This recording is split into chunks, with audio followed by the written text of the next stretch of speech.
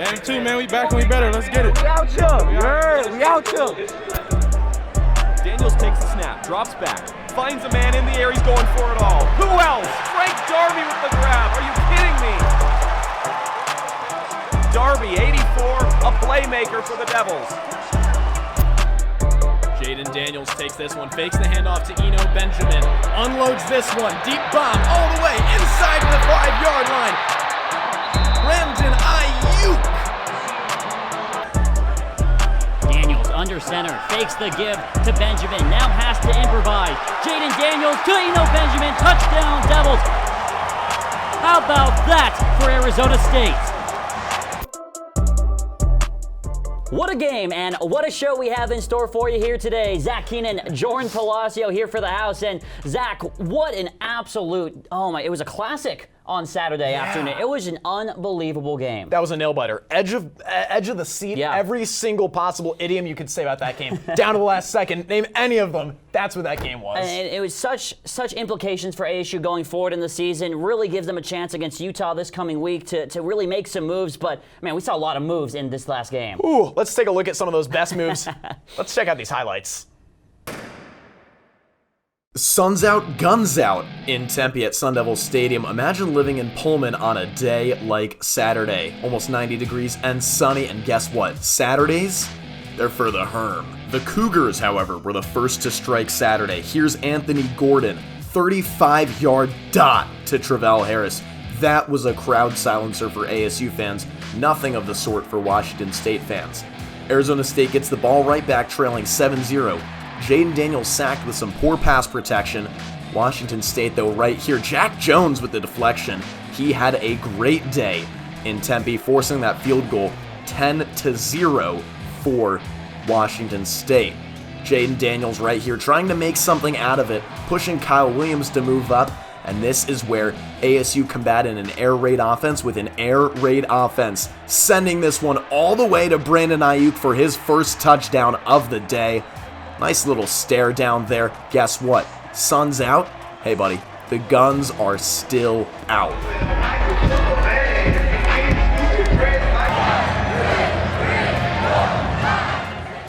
But hey, remember when I mentioned that air raid offense? Anthony Gordon airing one out here to Desmond Patman. 29-yard catch, and that was an incredible catch at that. They built on it right here, and who else but Patman? Nifty 2-yard catch, wide open in the back of the end zone.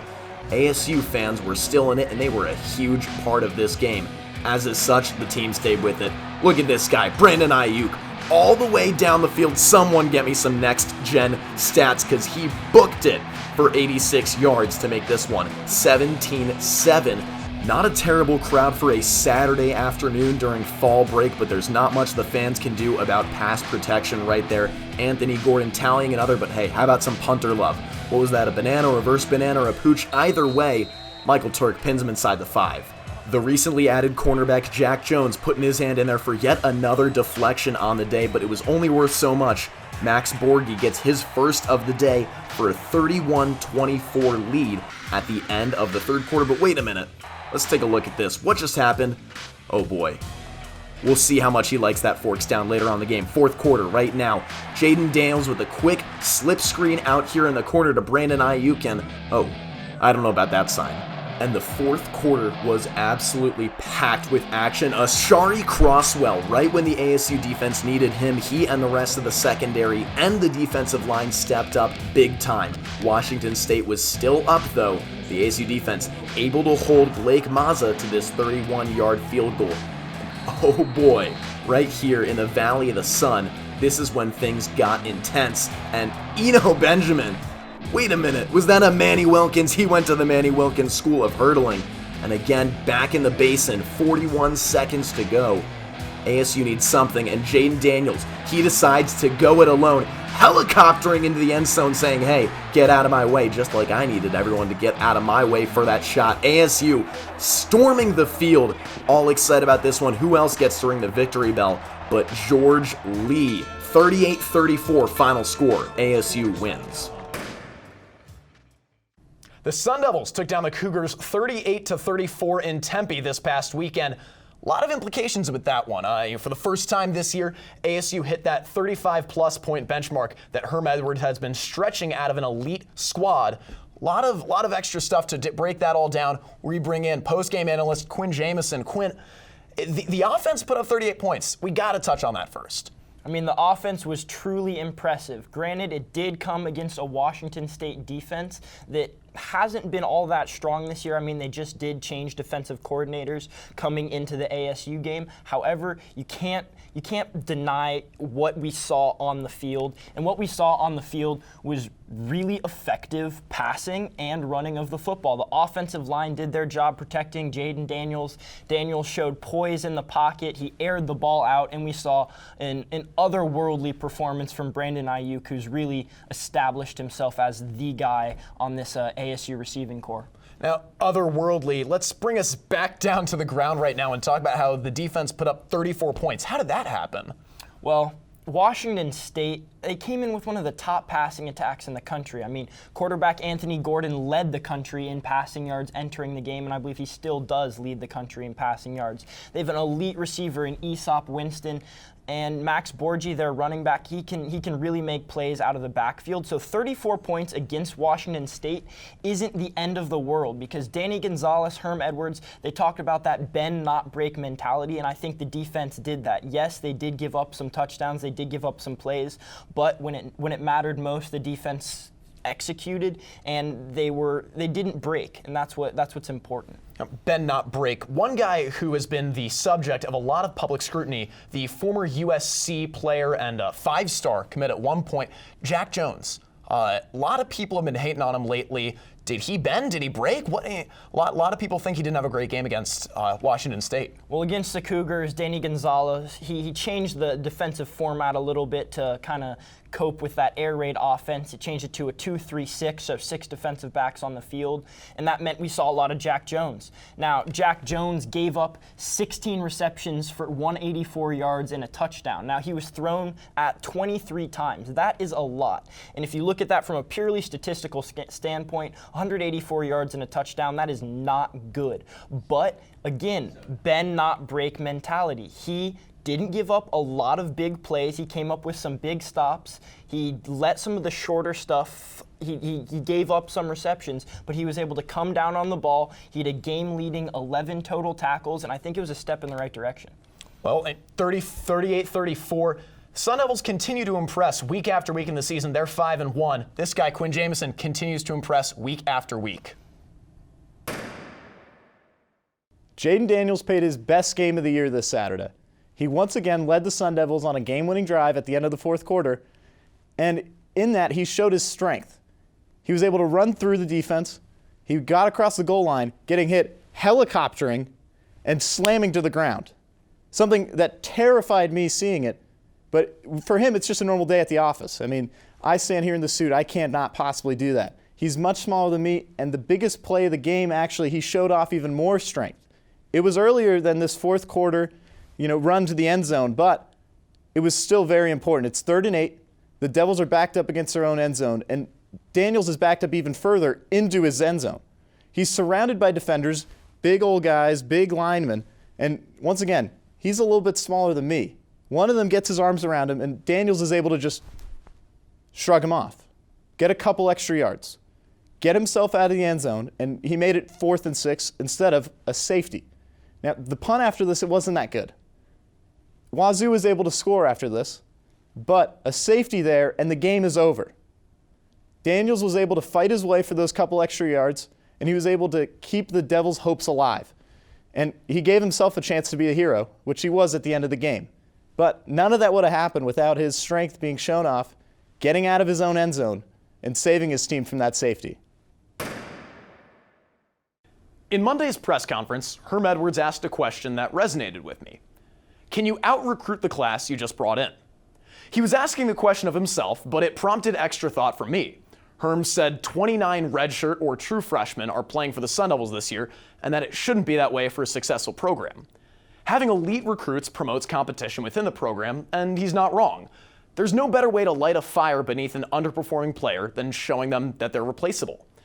At the midpoint of the season, the team is 5-1, its best start since 2016. That team finished 5-7 after starting 5-1, losing out the final 6 games. I won't go there. Herm made some great points in his presser about this team lacking depth and needing recruits.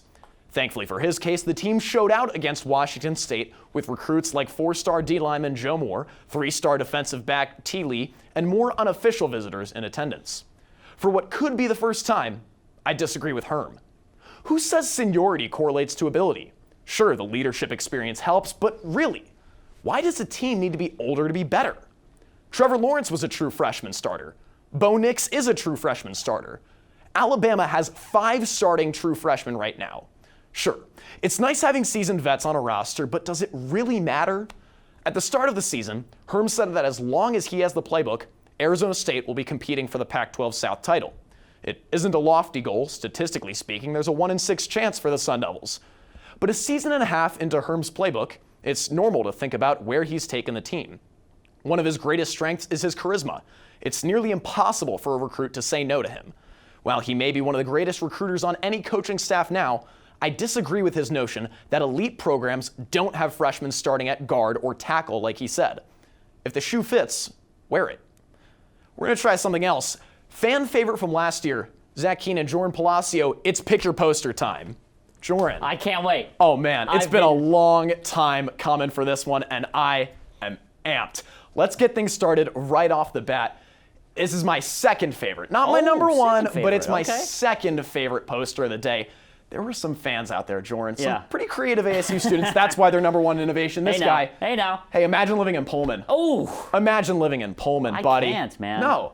You live in Tempe, you live in Phoenix, and it's 90 degrees and sunny all the time. Yeah. Imagine living in Pullman. This guy hit the nail right on the head. I tell you what, if we could talk seriously, that's a credit to Mike Leach of how good of a recruiter he is, because he gets people to go to Pullman, Washington.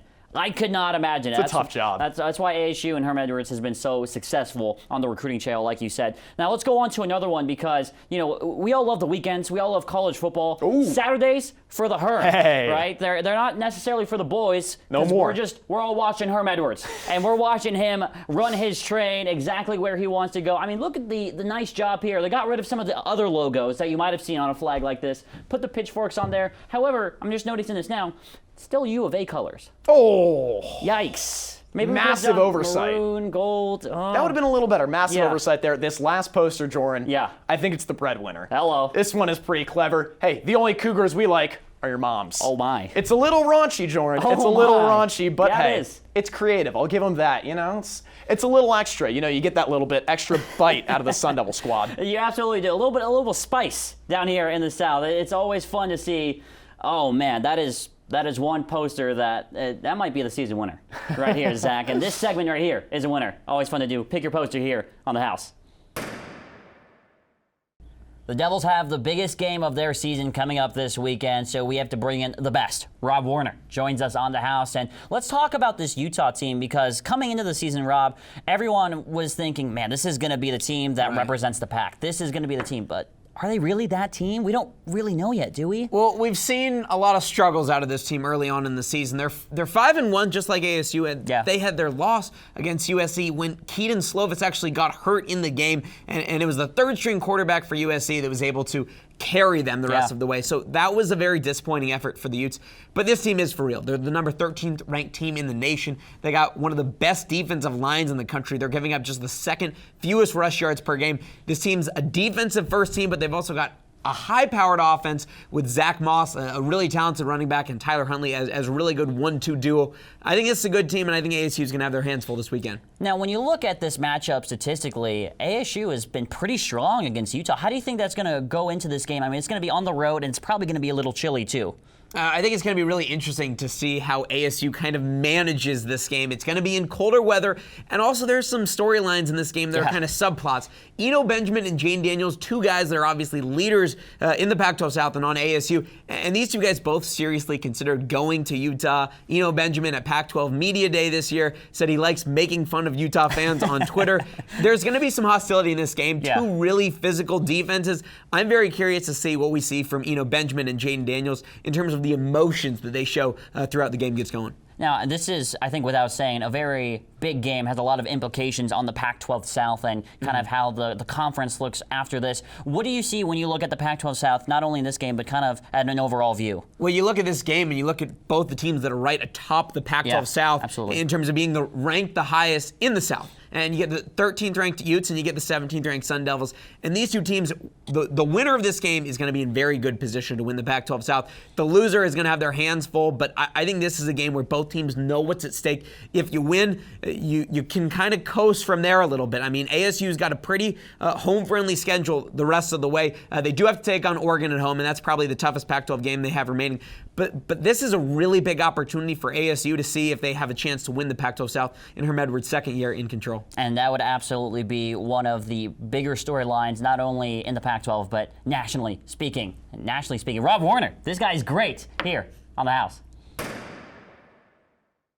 After the game Saturday afternoon, the Devils have already hit the halfway point in the 2019 season, and what a campaign it's already turned into.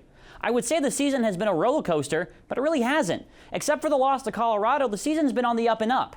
Does that mean ASU is about to peak and come rumbling down? Maybe. There are a lot of important games left. Utah this week, Oregon, USC, U of A. Time will only tell whether or not the team finishes strong, but I ask you to think retrospectively for a second. Where did you think this team would be at the halfway point? Now, their schedule isn't crazy challenging, but you were probably thinking maybe 3-3, or if they play really well, a chance at 4-2. The Devils are 5-1. Let me say that again. The Devils are 5-1. Since 2010, the Devils have started out this hot only 3 times. In 2014, they were legitimate college football playoff contenders, getting as high as number 6 until losing in Corvallis. They finished that year 10-3. However, more recently in 2016, the Devils jumped to a 5-1 start and lost every single game the rest of the season and missed a bowl game for the first time since 2010. So what does this mean? In this decade, there is no precedent. And that is what's so exciting about this football team right now. Anything could happen. Devils could be close to cracking the top 10 or even higher, or the roller coaster can finally come down and the Devils are left wondering what went wrong. Either way, no matter the opponent, this team is fun to watch. And that's why this season is our feel-good story of the week. Running around the conference for Pac12 Top Plays, we start first in Corvallis, Utah versus Oregon State. Check out this guy, Zach Moss. He goes 91 yards for the touchdown. And Zach, the Devils are going to have their hands full with this guy because he makes a spin move at the line of scrimmage, and then it's see you later after that. He is gone in that play. I don't believe my eyes. He down, and then he got right back up. I mean, it's unbelievable. We see here on the replay, he gets the handoff, and watch this. Just a simple put your shoulder down, spin off a defender. Weight room. Absolutely. See you later. Hit the squat rack, baby. This one isn't a Pac-12 team that hit it, but hey, this was in a Pac-12 game, and I loved it. Check out my guy, Braden Lenzy. 51-yard run all the way down the pylon. Gets the score right there as Notre Dame took down USC 30-27. But look at that, the reverse, the flip. Check out, he pivots right there. Oh, see you later. He turns the corner, and he is absolutely gone. A lot of questionable officiating in that game, but Notre Dame got the job done. And speaking of getting the job done, how about this? Jayden Daniels spins around into get the to end the zone. chopper. Exactly. A helicopter-type dive for the touchdown for the win, ASU over Washington State. Was there any doubt about what was going to be our Pac-12 top play this week? I mean, this Jayden Daniels, he is something special. True freshman, leads ASU on another game-winning drive. I mean, there is not too many more superlatives you can give this kid. Generational talent. Let's go with that one. Another superlative, biggest game of the season coming up, ASU versus Utah. That one is huge. Oh my goodness, undeniably so, to take that off you, because it is just going to be a great game. It's setting up to be really the two tops at the South slugging it out, and the winner of this game really could decide the fate of the Pac-12 South. Well, for this one, I'm Zach Keenan for Jordan Palacio and the rest of our House of Sparky gang. We'll catch you on the flip side.